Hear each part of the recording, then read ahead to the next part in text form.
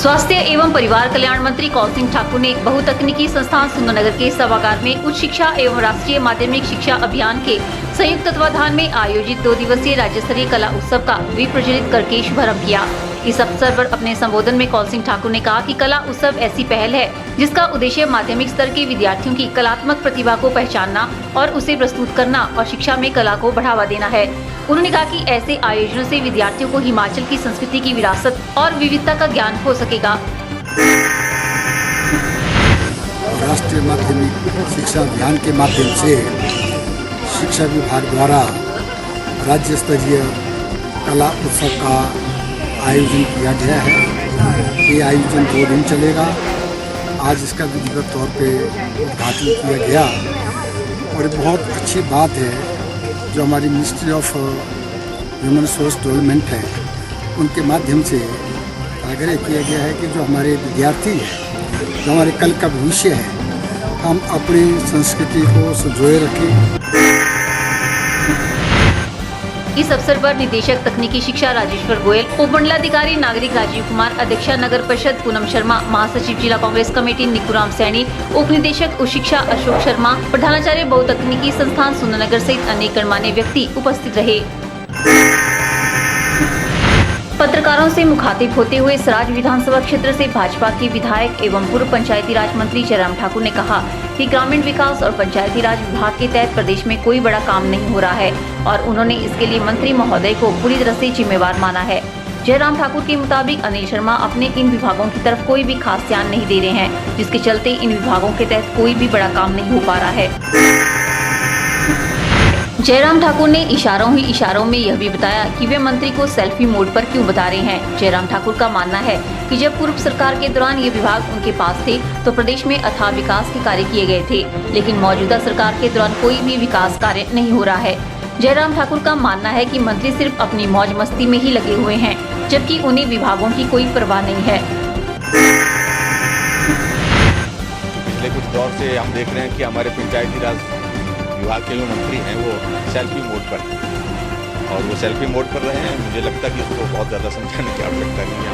जिस तरह से सारी चीज़ें सारा काम काज देख रहे हैं, विभाग में रुचि नहीं, काम क्या हो रहा है, किस प्रकार से कोई किस तरह से कार्य कर रहा है, इन सारी बातों को लेकर के मुझे इतना जरूर है कि बहुत कुछ बोलने के लिए, लेकिन हम अभी सब्र करें।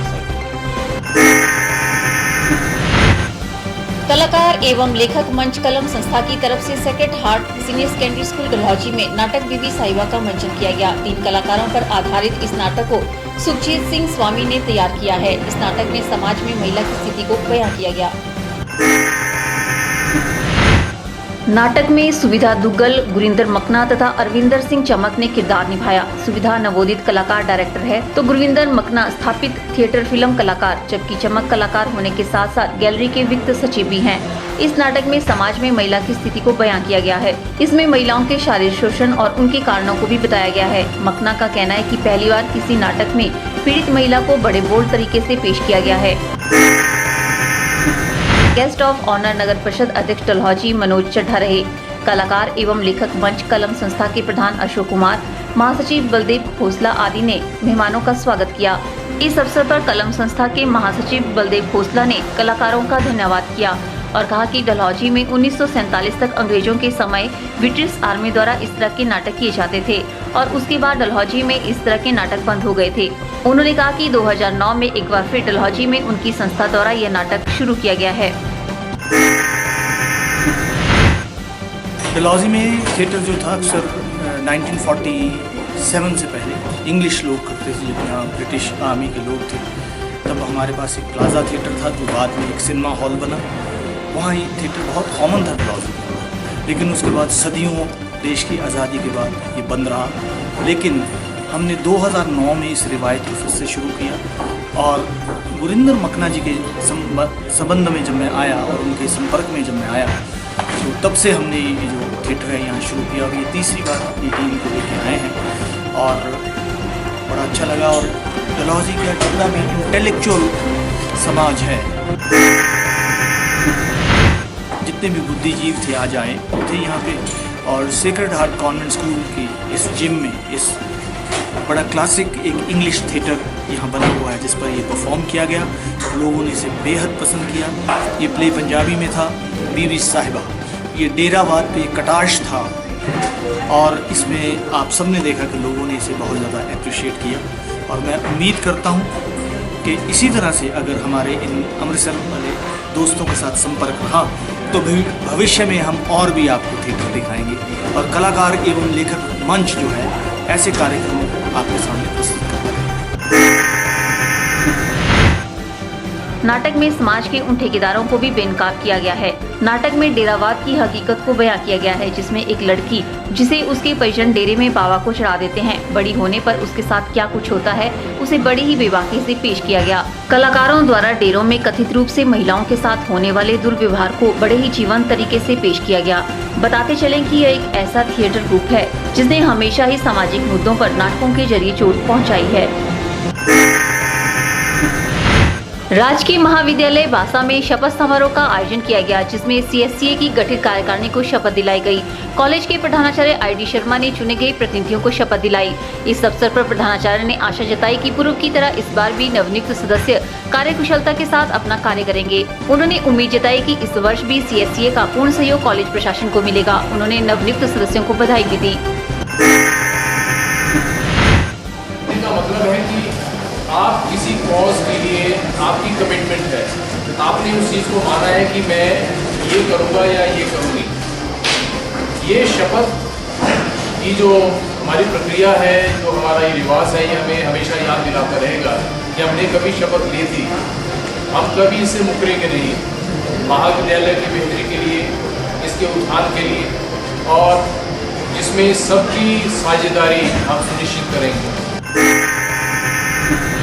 कि आप में CSA में वो बच्चे इलेक्ट हुए हैं जो पढ़ने में अव्वल हैं, टॉपर हैं, कॉलेज की शान है, क्योंकि आने वाले समय में जो है यही जो है हमारे देश का, प्रदेश का सम्मान बढ़ाएंगे। तो इसके लिए आपको थोड़ा सा वक्त देना चाहिए कि ऐसे बच्चों को बूस्टअप करें, उनको करेज करें और उससे एक सीख लें कि हम भी अगले साल के लिए जो है कुछ मेहनत करें और मेहनत करके हम भी टॉपर बने और हम भी इस तरह से जो है किसी संस्था का जो हिस्सा बने। वहीं चुने गए पदाधिकारियों ने भी अपने कार्य को पूर्ण निष्ठा के साथ करने की बात कही। प्रधान डिम्पल ठाकुर ने कॉलेज प्रशासन को विश्वास जताया कि वह कॉलेज में आने वाली हर समस्या का निवारण करने का भरसक प्रयास करेगी। चुने गए प्रतिनिधियों में जितेंद्र कुमार को उप प्रधान, निखिल को सचिव व संध्या कुमारी को सह सचिव बनाया गया।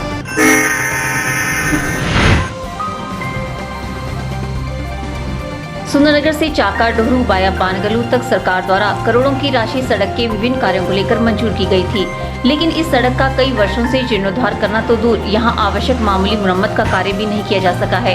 सड़क के बानगलू तक करीब 6 किलोमीटर सड़क में काफी बड़े भाग में गड्ढे पड़े हैं, जिस कारण सड़क का नामो निशान ही मिट चुका है, जिसके चलते क्षेत्र के सैकड़ों स्थानीय लोगों सहित श्रद्धालु तथा वाहन चालक जान जोखिम में डालकर आवाजाही करने के लिए मजबूर हैं। ग्रामीणों ने सरकार व विभाग से इस बार की हालत सुधारने की मांग उठाई है। स्थानीय लोगों का कहना है कि चाका डोरा से तलेली के दायरे में 8 किलोमीटर सड़क उखड़कर लगभग गायब हो गई है तथा कई स्थानों पर ये मार्ग नाले में तब्दील हो चुका है, लेकिन विभाग की ओर से इसकी मुरम्मत तो दूर गड्ढों को भरना तक मुनासिब नहीं समझा गया है। लोगों का कहना है कि सड़क के साथ एक और गहरी खाई है, जिससे किसी छोटी सी गलती पर भी कोई बड़ा हादसा कर सकता है।